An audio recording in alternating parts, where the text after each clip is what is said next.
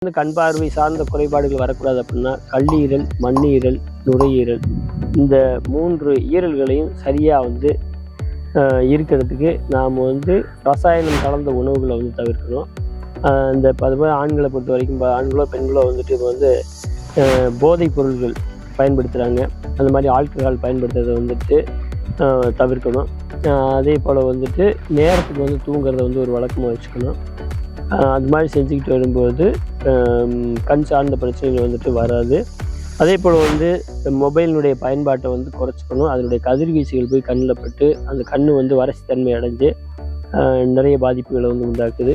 இப்போ இருட்டான அறைகளில் டிவி பார்க்குறதோ அல்லது அந்த மொபைல் பயன்படுத்துகிறதோ இல்லாமல் லைட் போட்டு அந்த நேரத்தில் பார்க்க வேண்டியது நம்ம பார்க்கலாம். அதனுடைய தாக்கம் குறையும். அதே போல் கண்களுக்கு இந்த பொன்னாங்கண்ணி, கரிசலாங்கண்ணி அப்படின்னு 2 கீரை வகைகள் இருக்குது அல்லது மூலிகைகள் இருக்குது. அதை தொடர்ந்து நாம் வாரத்தில் ஒரு முறையாவது எடுத்துகிட்டு வரும்போது கண் சார்ந்த பிரச்சனைகள் வராது.